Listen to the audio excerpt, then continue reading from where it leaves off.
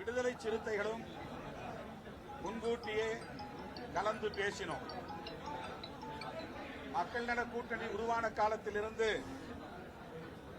கொள்கை அடிப்படையில் ஒருங்கிணைந்து செயல்பட்டு வருகிறோம். மக்கள் பிரச்சனைகளின் அடிப்படையில் ஒருங்கிணைந்து களமாடி இருக்கிறோம். ஆகவே இந்த அரசியல் நெருக்கடி உருவாகியிருக்கிற சூழலில் இடதுசாரி கட்சிகளும் விடுதலை சிறுத்தைகளும் தொலைநோக்கு பார்வையோடு எதிர்கால அரசியலையும் கருத்தில் கொண்டு இணைந்தே முடிவெடுப்போம் என்று நாங்கள்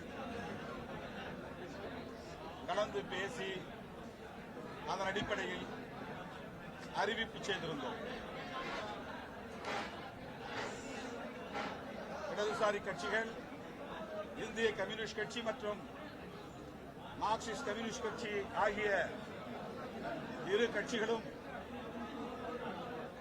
மாநில குழுவில் எடுத்த முடிவுகளை அடுத்து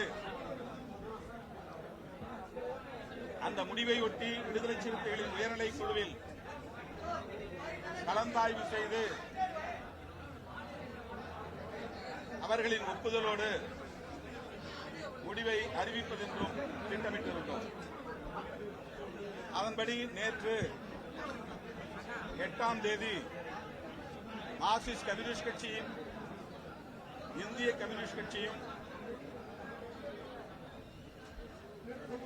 தாவேகாவுக்கு ஆட்சி அமைப்பதற்கு ஆதரவு அளிப்பது என்ற முடிவை எடுத்தார்கள். அந்த முடிவை முன்வைத்து விடுதலை சிறுத்தைகள் கட்சியின் உயர்நிலைக் குழு கூட்டம் நேற்று மாலை 6 மணிக்கு ஜூம் இணைப்பு வழியாக நடைபெற்றது. 30க்கும் மேற்பட்ட தோழர்கள் அங்கம் வகிக்கும் உயர்நிலைக் குழுவில் மார்க்சிஸ்ட் கம்யூனிஸ்ட் கட்சியும் இந்திய கம்யூனிஸ்ட் கட்சியும் எடுத்துள்ள முடிவை முன்வைத்து தங்கள் கருத்துக்களை பகிர்ந்து கொண்டார்கள். அந்த கருத்துக்களின் அடிப்படையில் நிறைவாக கட்சியின் தலைவர் இறுதியான முடிவை எடுக்கிற அதிகாரத்தை வழங்குகிறோம் என்று அந்த உயர்நிலைக் குழுவில் தீர்மானிக்கப்பட்டது. அதன் அடிப்படையில் தான் மீண்டும் இன்றைக்கு விடுதலை சிறுத்தைகள் கட்சியின் பொதுச் செயலாளர்கள்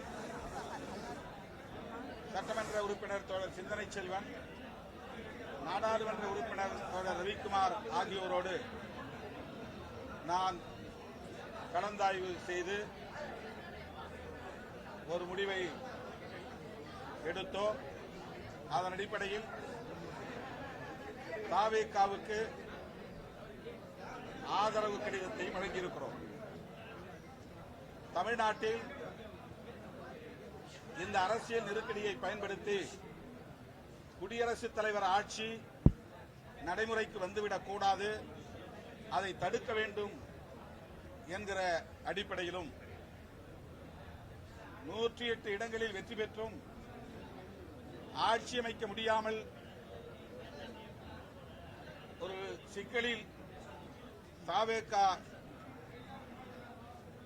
திணறிக் கொண்டிருக்கிற நிலையில் அவர்கள் ஆட்சி அமைப்பதற்கு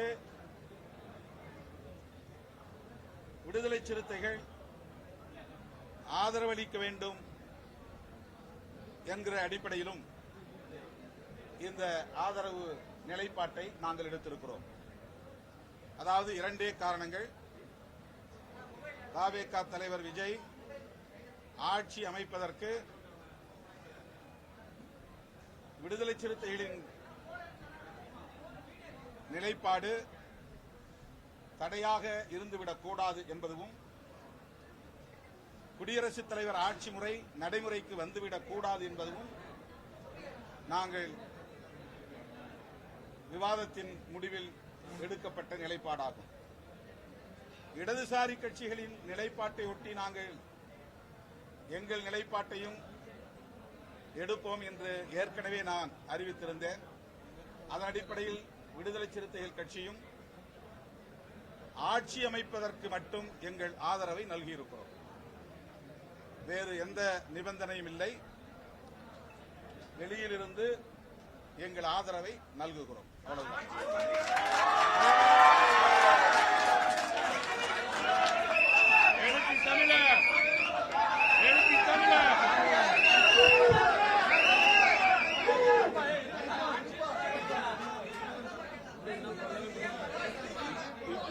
இன்றைய நிலை வரையில் நாங்கள் ஒரே விஷயத்தில் மட்டும்தான் கவனம் செலுத்தியிருக்கிறோம்.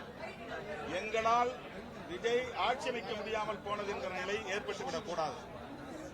எங்களால் தமிழ்நாட்டில் குடியரசுத் தலைவர் ஆட்சி அமலுக்கு வந்துவிடக் கூடாது. இதன் அடிப்படையில் வெளியில் நின்று எங்கள் ஆதரவை நல்குவது ஆட்சி அமைப்பதற்கு உறுதுணையாக இருப்பது என்கிற அளவில் இந்த முடிவை நாங்கள் எடுத்திருக்கிறோம்.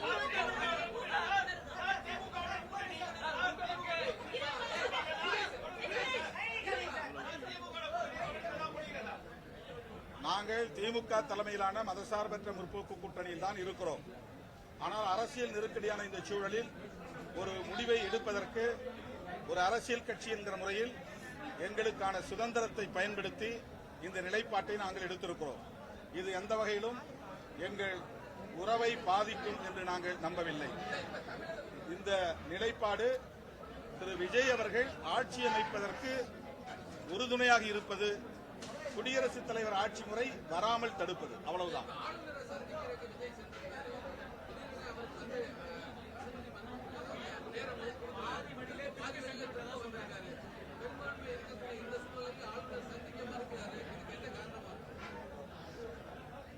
ஆளுநர் திரு விஜய் அவர்களை சந்திக்க மறுத்திருப்பது அதிர்ச்சி அளிக்கிறது. ஏற்கனவே நாங்கள் விடுதலை சிறுத்தைகள் கட்சியின் சார்பில் கூறியிருந்தோம்.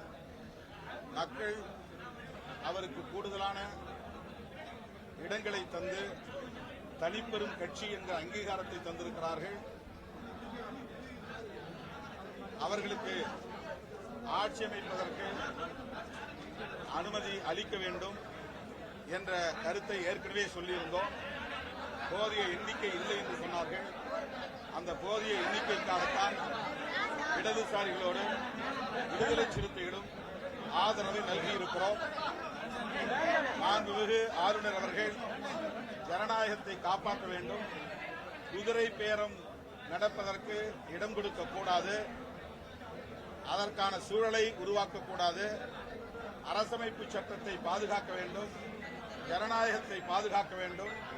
எனவே ஆட்சி அமைப்பதற்குரிய எண்ணிக்கைகள் அப்சல்யூட் மெஜாரிட்டி என்று சொல்லக்கூடிய 118 இடங்கள் இன்றைக்கு தாவேகாவுக்கு உள்ளது. இந்த நிலையில் அவரை ஆட்சி அமைக்க அனுமதிப்பதுதான் ஜனநாயகமாகும். ஆளுநர் ஜனநாயகத்தை படுகொலை செய்யக்கூடாது என்று வேண்டுகோள் விடுக்கிறோம்.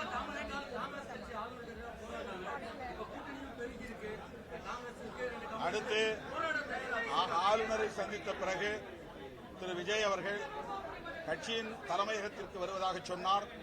நான் அவரிடத்தில் வேண்டுகோள் வைத்தேன், பதவியேற்புக்கு பிறகு சந்திப்போம், இப்போதைக்கு அலுவலகம் வர வேண்டிய கட்டாயம் இல்லை, எனவே வர வேண்டாம் என்று நான் சொல்லிவிட்டேன்.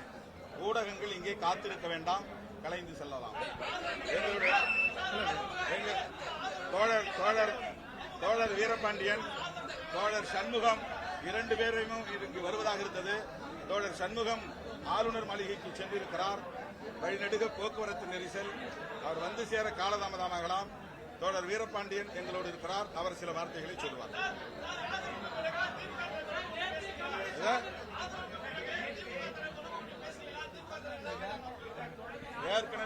ஏற்கனவே நாங்களே முடிவெடுத்திருந்தோம்.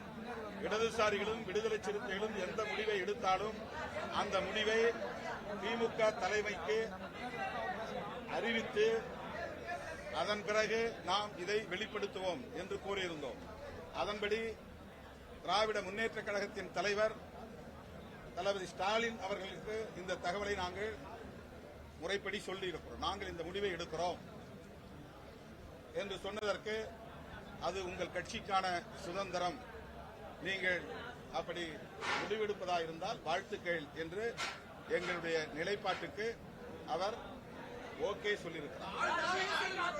அவர் ஆரம்பத்திலிருந்தே சொன்னார், திரு விஜய் அவர்கள் ஆட்சி அமைப்பதற்கு நாங்கள் ஒருபோதும் இடையூறாக இருக்க மாட்டோம் என்று சொன்னார். அந்த ஒரு பெருந்தன்மையான கருத்தை அவர் தொடக்கத்திலிருந்தே சொல்லி வருகிறார். நேற்றும் கூட அவர் ஆட்சி அமைப்பதற்கு காலம் தாழ்த்தக்கூடாது என்ற அறிக்கையை வெளியிட்டிருக்கிறார். இந்த நிலையில் விடுதலை சிறுத்தைகள் கட்சியின் சார்பில் திராவிட முன்னேற்றக் கழகத்தின் தலைவர், மதசார்பற்ற முற்போக்கு கூட்டணியின் தலைவர் அண்ணன் ஸ்டாலின் அவர்களிடத்தில் எங்கள் நிலைப்பாட்டை முன்கூட்டியே அறிவித்துள்ளோம்.